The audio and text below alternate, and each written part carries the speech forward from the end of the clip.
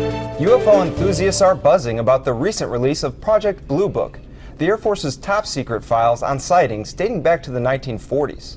Some 130,000 pages of declassified reports were posted online in January by a California man who spent nearly 20 years hounding the government to produce them. For more on this, we turn to senior reporter Steve Losey, who has covered this curious story for Air Force Times. Thanks for joining us, Steve. Glad to be here. So to start off, just tell us about this huge data dump. You've got 130,000 pages. What's in it? A lot of them are very terse descriptions of people's encounters with what they think are aliens or UFOs over a 20-year period. Some of them are photographs that admittedly aren't the greatest quality, Xeroxed images of what may be lights in the sky.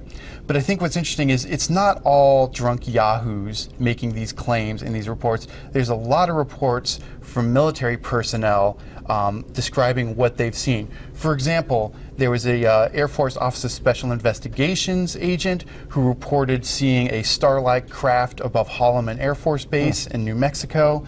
There was an Air Force major flying out of Wright-Patterson in 1965 who said he saw a craft moving up and down in a sine wave for some time before speeding off.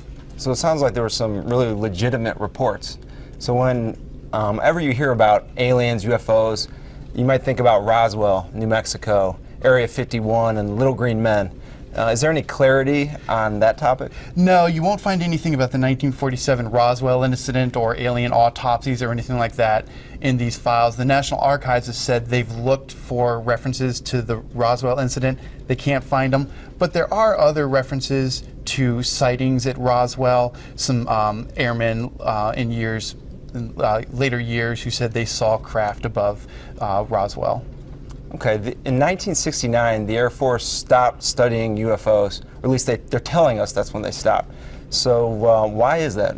So there was a committee at the University of Colorado called the Condon Committee that in the late 60s looked into everything the Air Force had collected on UFOs, and they concluded there's no evidence there. There's no evidence that we're being visited, there's no evidence that these are national security threats, and as a result, the Air Force closed the book on UFOs. Now, this isn't the first time the Air Force dismissed UFOs. In 1952, there was an incident where lights were seen above Washington, D.C., and Air Force Major General John Samford gave this press conference where he said the bulk of these sightings can be explained. I am here to discuss the so-called flying saucers. The Air Force interest in this problem has been due to our feeling of an obligation to identify and analyze to the best of our ability anything in the air that may have the possibility of threat or menace to the United States. We have been able adequately to explain the great bulk of them, explain them to our own satisfaction. We've been able to explain them as hoaxes, as erroneously identified friendly aircraft, as meteorological or electronic phenomena, or as light aberrations.